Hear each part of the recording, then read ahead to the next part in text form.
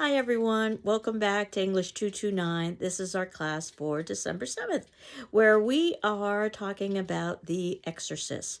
And I am catching up on my grading, so I need to return the Lovecraft Journal to you as well as the Hill House Journal, and I will be getting those back to you shortly.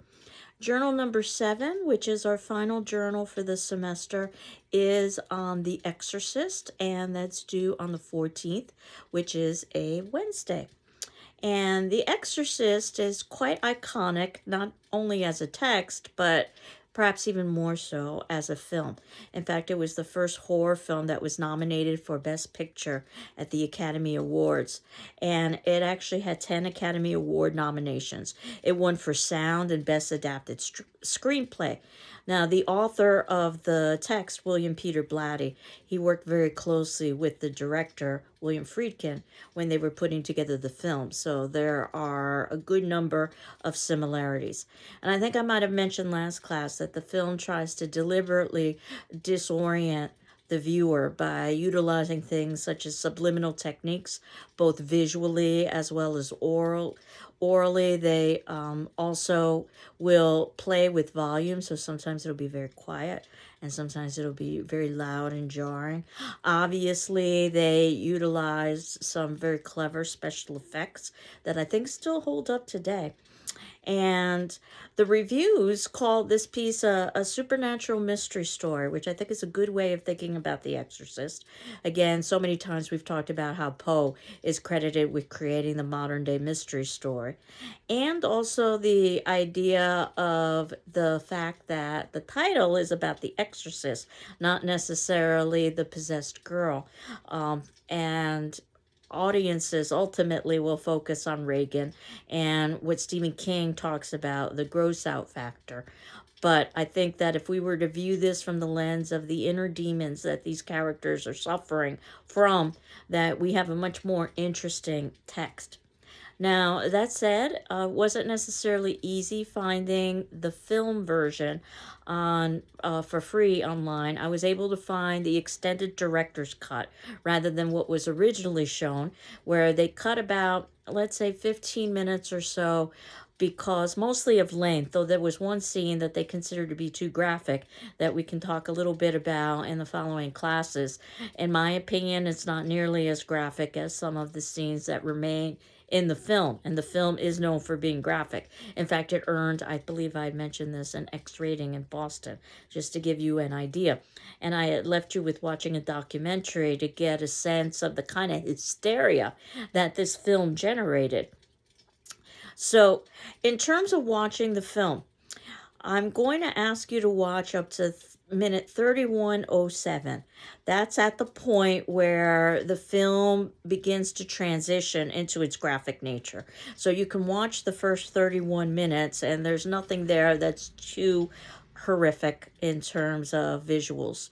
And once we move past minute 31, then there are some disturbing images. So I'm going to leave the rest of the film as an optional viewing experience, which means that if you were going to watch this film and divide it in half, so again, you would watch up to minute 31:07 if you don't want to see the graphic images. But if you wanted to continue, you would proceed from 31:07 to 68:07. That would put you halfway through the film. There's a natural break. And then next class, optional for you to watch the second half of the film. Again, I'm not going to require you to watch the second half of the film. The class after that is when we will be discussing the film. So I won't even be asking you an attendance question for next class. So if it turns out that you don't want to watch the film, then certainly you could be working on your paper. And as you know, that our paper number 2, which is very similar to what paper number 1 was about, but on the latter set of text, is due on the day of the final examination. The idea is that it would be due before you actually begin your final so that you don't have to worry about this paper.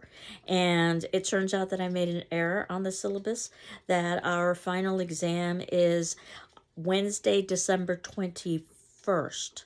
Wednesday, December 21st at 8 a.m. So your paper is due by then, Wednesday, December 21st to 8 a.m. And this is when I will post our final exam, and you will have 24 hours to complete it. It will be an essay examination, and you will get to take the exam open book, open notes. If we were doing it in person, you would take approximately 2 hours for this exam, which is what I'm anticipating you should devote for this exam, even though I'm giving you 24 hours. And that means that the exam would be due Thursday, December 22nd at 8 a.m. So, again, we'll talk a little bit more about the final as we continue on. For today's attendance question, for our class discussion forum, that'll be due on the 9th of December at 8 a.m. And of course, if you need additional time, please let me know. Why do you think the opening of the text and the opening of the movie, The Exorcist, is set in Iraq? Why do you think the opening of the text and the movie is set in Iraq? So, watch the first 31 minutes of The Exorcist. And again, you can make the decision as to whether to continue or to stop at that particular point. And we will finish up the film, The Exorcist, next class. And then the following class, talk about the text itself. So, I hope you're doing well. I'm doing well. And enjoy The Exorcist. Take care. Bye-bye.